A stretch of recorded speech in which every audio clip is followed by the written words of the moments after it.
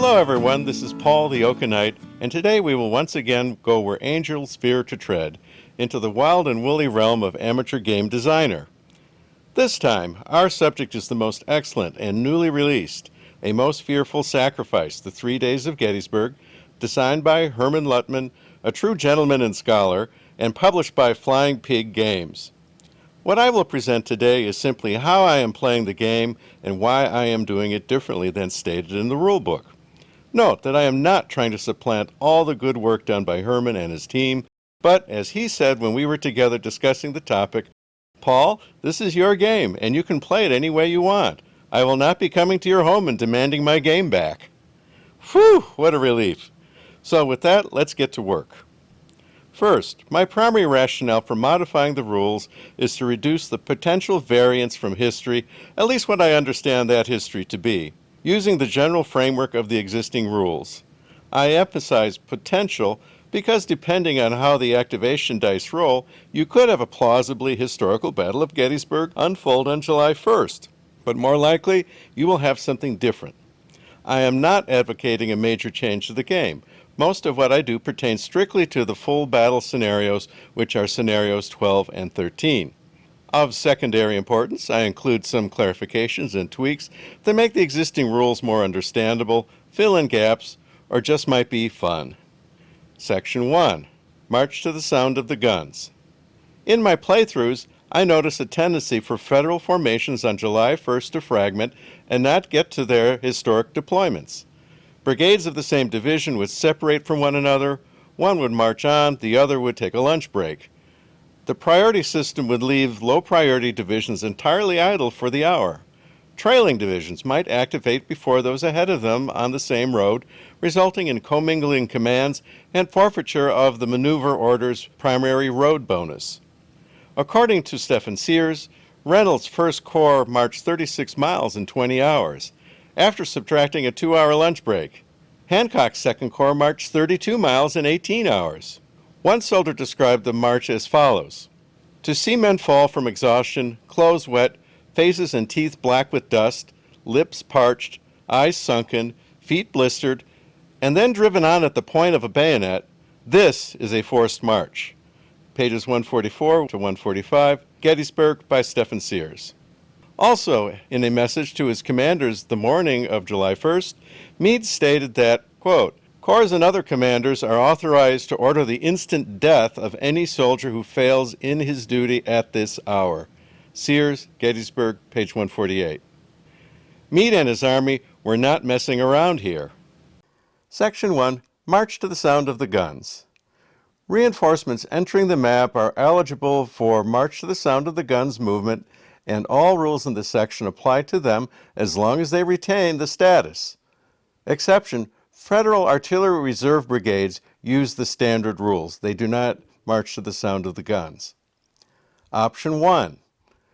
A March to the Sound of the Guns card is added to the deck every turn, except Deep Night and Dawn, when such units are automatically considered to be in bivouac or breaking bivouac, respectively. When drawn, all March to the Sound of the Guns eligible units from both sides perform a full maneuver movement at the primary road movement rate. Units eligible for March to the Sound of the Guns movement do not activate via corps or divisional activation cards, but may still receive additional movement from event cards, default events, and Commander-in-Chief cards. Note that units from both sides simultaneously execute their column movement on the road under this rule, so that when the March to the Sound of the Guns card is drawn, both Confederate and Union units would execute their entry moves and road movement on map while they are still coming in as reinforcements. Option 2. March to the Sound of the Guns eligible units perform a full maneuver movement at the primary road movement rate whenever their controlling corps or division activation card is drawn. No activation die rolls are needed to perform this movement. All activation rules for subordinate units not in March to the Sound of the Gun status still apply and require the normal activation die rolls. The basic idea is that units, when they enter on as reinforcements, they enter in a special status. and they are pushing very hard to get to the battle. And there's no random activation roll that's going to affect them as far as slowing them down or splitting brigades off from divisions because of divisional priority. You ignore divisional priority in this. Basically, when the controlling corps card is pulled, all the guys that are marching to the sound of the guns are moving. Units become ineligible for marching to the sound of the guns movement when the unit leaves a primary road, the unit does not use its full movement allowance unless unable to do so because of stacking issues, the unit enters a primary road hex that it has used before during the game. Basically, we don't want to allow backtracking or circular movement. The reinforcements entering are going to a certain place. They're going to go directly there on the primary road, and once they get there, they are going to stop moving to the sound of the guns. Also, they become ineligible when the unit comes within 3 hexes of an enemy unit. So this is not intended to be used for moving anywhere close to enemy units. Units lose march to the sound of the gun status by brigade, by entry hex, and by time. Units entering on a different hex or at a different time have their own march to the sound of the gun status and lose it independently of other units. Once a unit loses march to the sound of the gun status, it is lost for the rest of the battle. What we're saying is that on any given entry hex, you can have a mix of units coming in from different brigades, different corps, and so forth. And what we're saying is that each brigade that enters at the same time in the same hex is accounted for separately as far as losing its march to the sound of the gun status. All units entering automatically have this status and will only lose it as I've outlined above. And once that status is gone, it is gone for the rest of the game. Units using march to the sound of the gun status retain the primary road bonus movement even when stacking exceeds 10 points, but must still abide by overall stacking limits at the end of their move. Actually, there's one point where Sears talks about how these guys would march down the road, and basically he was saying that infantry units, when they're marching down the road, they typically didn't march on the road. They split the unit in two, so instead of column of fours, they would have like 2 columns on one side of the road, 2 columns on the other side of the road, and leave the road clear for other traffic. So, for example, officers who are trying to get to their commands or orders or artillery units or supply wagons or ambulances could still use the road even if there were an infantry unit marching down it. So units in this special status, I'm saying that we can take advantage of that by relieving the 10-point stacking limit. If you go above that, you lose the road bonus movement on the primary road. And I'm saying, no, they don't lose the road bonus. They continue to use that, although they can't end the turn overstacked in the hex, whatever they end up. Section 2, Leader Casualties. Leaders may only become casualties if one or more of their subordinate unit counters is within 3 hexes of an enemy unit. Leader casualties operate as in the standard game, except automatic general casualties are checked for eligibility and only applied if eligible. If ineligible, continue checking automatic general casualties until an eligible general is found, or none are. If an eligible general is found, apply the casualty result as per the normal game rules. If no automatic general casualties are available and eligible, roll once on the table indicated by the Fog of War card and apply the casualty normally. If play enters July 2nd or 3rd without Heath or Reynolds having yet become a casualty, they remain at the top of the automatic general casualties list, taking priority over July 2nd automatic general casualties. The rules as written assume that both Reynolds and Heath are casualties, and they say Hood is the automatic first casualty for day 2, but leaves the possibility that if Reynolds and or Heth are still alive after the first day, what happens then? Are they no longer on this special list, and then Hood is the first guy, or do they become the guys who are going to get hit first on July 2nd? The rules don't address this point, and that would be the scenario rule. If a leader named as an automatic general casualty recovers and re-enters play, he is no longer on the automatic general casualty list and can only become a casualty again using the normal procedure of rolling on the appropriate casualty table. The rules are silent on this point. Hancock the Superb. Should General Reynolds from the Federal First Corps become a casualty prior to General Meade's entry, General Hancock from the Federal Second Corps assumes command the latter of 1600 July 1st or one turn after Reynolds becomes a casualty. Given the nature of Reynolds' wound, being shot in the back of the head by a mini-ball, I'd say that we don't have to worry about him recovering, and I would ignore any result that would have him come back into the game. Section 3. Unit Entry and Withdrawal. General Buford's cavalry was withdrawn from the Gettysburg battlefield on the morning of July 2nd, whereas the game does not make the withdrawal. Unless the withdrawal happens, Buford, who bivouacked near the Peach Orchard the night of July 1st, will screen and greatly delay Longstreet's advance to Warfield Ridge, the jump-off point for his assault on the Round Tops July 2nd. According to Sears, quote, early that morning, July 2nd, Buford had applied to Cavalry Chief Pleasanton for relief. Sears, Gettysburg, page 249. The request was approved and implemented. Buford departed the Gettysburg battlefield the morning of July 2nd.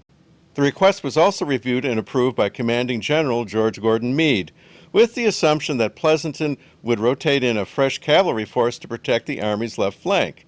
No such force was ordered to take Buford's place. According to Sears, quote, for the rest of that Thursday, the Federals' southern flank was unscreened, unguarded, and unescorted. When he found it out, this left General Meade, quote, exceedingly annoyed. Sears, Gettysburg, page 249. If Meade was exceedingly annoyed, it was probably unsafe to be within 50 feet of the man. Likewise, Confederate General Law did not enter with Hood's corps as indicated by the order of appearance chart in Scenario 12. Longstreet dug in his heels with Lee and, quote, was stubborn about Hood having a full division for the assault. He was also stubborn about not starting his march until it was certain that Law would get there. Lee agreed to wait. Law, quote, marched 24 miles in 9 hours. It was noontime when Law's brigade reached Gettysburg. Sears, Gettysburg, page 257. Section 3. Unit Entry and Withdrawal. Buford. Buford is withdrawn from the battlefield at 10 o'clock a.m. July 2nd. Simply pick up the units off the map. Withdrawn units do not count as casualties except for casualties taken prior to the withdrawal. Law's Brigade. Law, from Hood's Division, Army Northern Virginia, enters the map at noon, July 2nd, and not earlier with the rest of Hood's division. This number is straight out of Sears' book. That's when he says he shows up. That's what we'll do. Unit Entry. Enemy units may not enter hexes within 2 of an opposing unit's map entry hex unless there are no longer any units coming in via that hex for the remainder of the game. The rules as written have a different system where the units can they're delayed an hour and then they can come in outside of their designated entry areas. I just want to take that off the table. I don't like the idea of somebody clogging up the entry hexes, trying to mess up units coming on the map. I think you could play all kind of games with Buford, getting along the map edge and then trying to slow down the entry of various units coming in from Second Corps. And I want to take that off the table. I just don't like what some gamers might do. You know, friendly games, I doubt that would ever happen. Competitive games, believe me, if you are in a tournament someplace, no holds barred, and that would probably be going on. I don't want it to happen. Fog of war, unexpected delay event. No reinforcing unit may be delayed more than 1 game turn. Basically, we don't want any Lew Wallaces here. Nothing is going to get delayed by more than an hour. I've already described how hard these guys were pushing and the penalties in place for shirking. So if that didn't happen, it's not going to happen. Yes, some small delay for some random reason, sure, but nothing more than that. Section 4. Overnight game turns. The primary book contains a section of night rules that applies only to the full battle scenarios. The general structure of the rules set forth is okay, but there are some key points that could have been made more clear and some open questions that should have been addressed. Here's my answer. Section 4. Overnight game turns. Divisions and artillery brigades, which I'll refer to as formations, may bivouac when their controlling headquarters card is pulled from the activation deck. Exception. Formations may not bivouac if any subordinate unit has moved or built entrenchments during the current turn. That's straight out of the rule book. But formations may also not bivouac if any subordinate unit has conducted an offensive assault or fired in the current turn, except for being involved in a defensive firefight. The rules as written do not address shooting and assaulting as something that would keep you out of bivouac. I think it would. Formations may bivouac even if a subordinate unit is within 3 hexes of an enemy unit. Such units, however, may not perform bivouac actions, but do not prevent a formation from resting or avoiding fatigue. Say Confederate units have successfully gotten on part of Culp's Hill or Cemetery Hill on the first day. They are probably going to be close to Union units. So we don't want this situation to prevent formations from resting. I think that could lead to all kind of funny, gamey things where guys are putting units within short range of opposing units for the sole purpose of preventing them from resting, and I really don't want to see that. Units in bivouac may only perform bivouac actions if eligible or exit bivouac with the rest of the formation. If fired upon or assaulted, units in bivouac automatically perform a panic test per the normal rules. Such units do not lose bivouac status and do not affect the resting status of the formation. The rules don't address what happens if you have a bivouac unit fired upon, so I'm just putting that in here. Units in the process of exiting bivouac defend normally. Okay, they're far enough along leaving this special formation, this bivouac formation, so that they can defend normally, although they still can't attack or move or anything else. Section 5, Line of Sight. The line of sight rules are simple and easy to remember, but their simplicity leaves some opportunity for improvement that I would like to address. Line of sight. Slope and steep hex sides. Line of sight is blocked when the firing unit is at a different elevation than the defending hex and the distance between the shooter and the target is 3 or more hexes, and a slope or steep slope forms a hex side of the hex containing the lower elevation unit that the line of sight traces through. Crossing any part of a slope or steep slope hex side blocks line of sight in the lower elevation hex only. So basically what we're saying is that these slope or steep slope hex sides, they are not, as the rules as written, they don't do anything for line of sight. And I'm saying, well, unless you're really close and you are hiding behind a slope or steep slope and you are at least 3 hexes away, you're in a hole. You are not going to be seen. So this rule reflects that. Secondary ridge lines.